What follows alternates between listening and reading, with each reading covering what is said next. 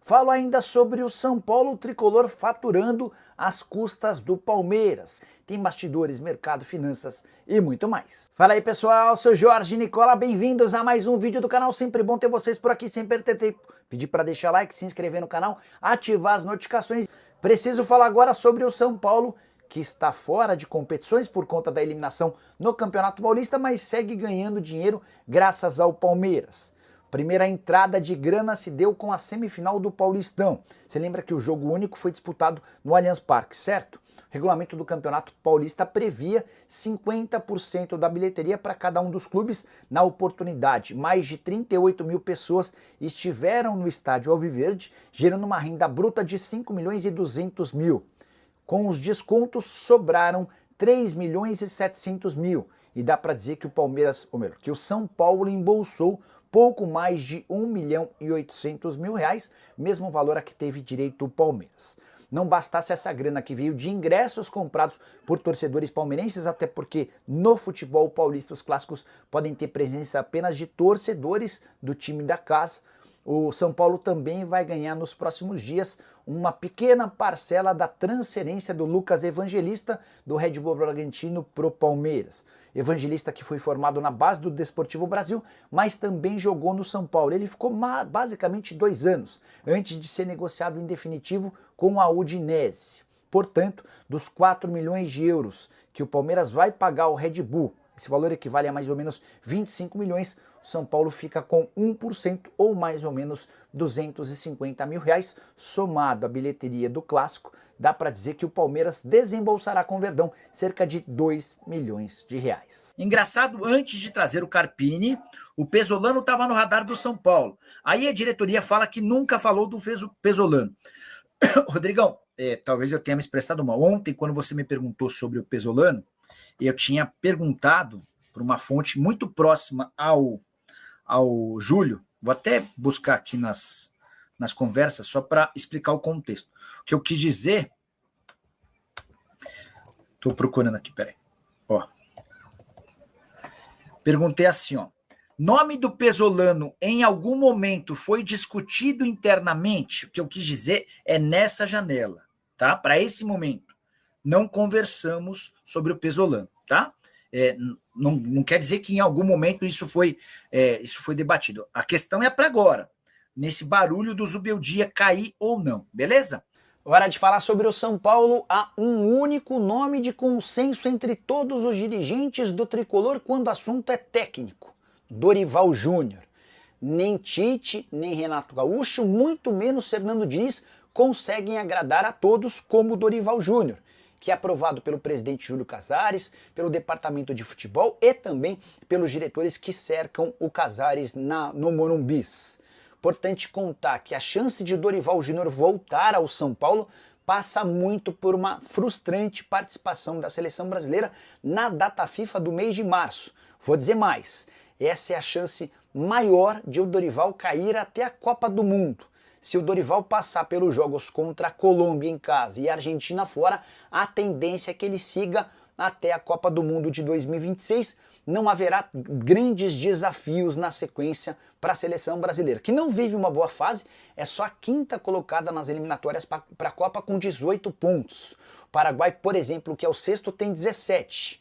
Se o Brasil faz 1 ponto contra a Colômbia e perde, por exemplo, para a Argentina, existe uma chance real de o Dorival Júnior ser demitido. E é nesse cenário, com a demissão do Dorival, que o Luiz Zubeldia passa a correr enorme risco. Já havia contado para vocês ao longo da semana que o Zubeldia fica pela falta de opções no mercado e também porque o São Paulo entende que o Zubeldia conseguiu terminar o Campeonato Paulista de maneira digna. Apesar da eliminação contra o Palmeiras, essa eliminação passa muito por um erro de arbitragem, claro, na marcação de um pênalti que determinou a vitória do Palmeiras por 1-0. Não fosse por isso, e a partida iria para a decisão por pênaltis. Só para completar uma lembrança, quando o Dorival Júnior deixa o São Paulo para treinar a seleção em janeiro do ano passado, esse movimento garante ao tricolor 5 milhões e meio de reais.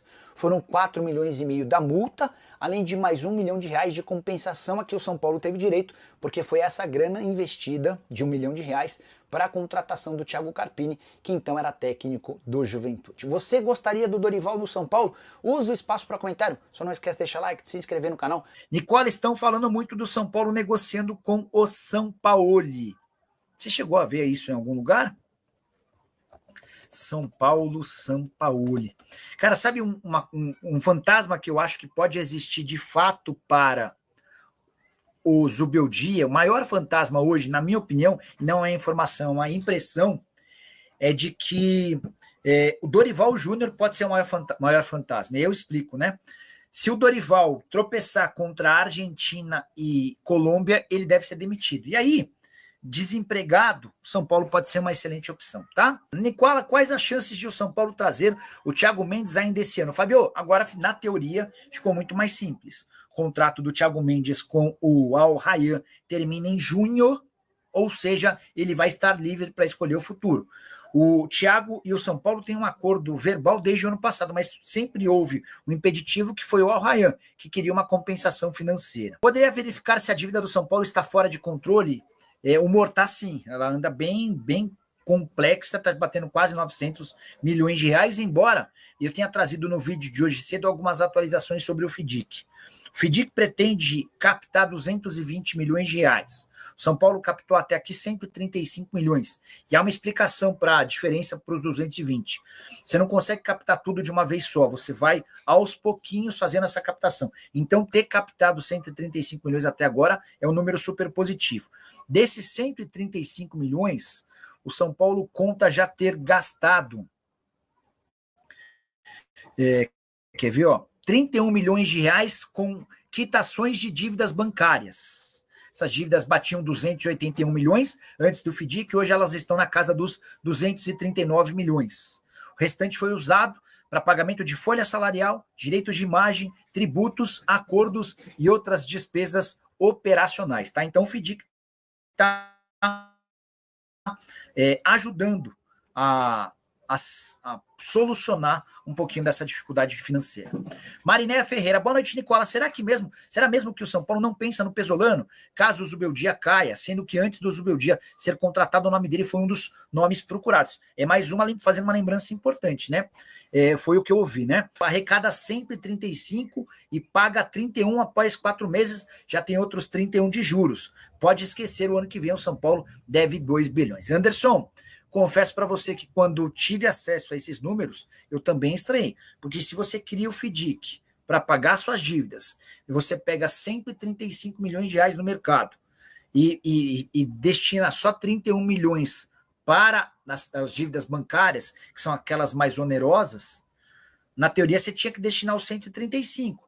É que provavelmente lá o pessoal do departamento de futebol ligou, ó, estamos devendo imagem, como é que fica? Os caras estão cobrando aqui, enfim. E qual é a verdade que o Caleri do São Paulo foi sondado pelo Boca Juniors da Argentina? Mariano, ou Amy Rayano, especularam o Caleri no River Plate e no Boca Juniors, tá? Mas ele já havia dito que não sairia para nenhum clube na Argentina nem no Brasil. Preciso falar agora sobre o São Paulo. Paulo Pesolano, ex-técnico do Cruzeiro e demitido no fim do ano passado no Valladolid, em algum momento esteve nos planos do tricolor. Você sabe que o Zubeldia prossegue, mas essa permanência do treinador argentino também passa pela escassez de nomes no mercado. A avaliação do presidente Júlio Casares, do Carlos Belmonte e do Rui Costa, os homens do futebol, é de que nem Tite nem Renato Gaúcho se enquadram dentro da realidade financeira do clube. Mandei a pergunta sobre o Paulo Pesolano para alguém muito próximo do Júlio Casares. E a resposta foi de que o treinador uruguaio, que chegou a ser campeão da Série B com o Cruzeiro, nem foi discutido internamente. Então é um nome descartado. Pesolano, que pretende continuar trabalhando no futebol europeu. Ele havia chegado ao Valladolid em abril de 2023 e ficou até dezembro do ano passado, quando foi dispensado depois de uma derrota por 5-0 para o Atlético de Madrid. Apesar da saída do Pesolano, o Valladolid segue não fazendo boa campanha, é seríssimo candidato ao rebaixamento. Mais do que isso, dá para dizer que o Valladolid já está rebaixado para a segunda divisão espanhola. Você lembra do trabalho do Pesolano? Gostaria da contratação do treinador? A avaliação no São Paulo, pelo que eu entendi, é de que se for para trocar o Zubeldia, é necessário trazer alguém com porte, alguém com tamanho, e a avaliação interna é de que o Pesolano talvez nem seja maior do que o atual comandante. Então é isso aí, pessoal. Ficamos com o giro de notícias do São Paulo, notícias atualizadas do Tricolor Paulista. Deixe no comentário a sua opinião. Não esqueça de deixar o seu like, de se inscrever no canal e ativar o sininho de notificação para você ficar por dentro de tudo que a gente posta. Nós postamos vídeo todo dia com notícias atualizadas do São Paulo. Muito obrigada por assistir até aqui. Um grande abraço, até a próxima. Tchau, tchau.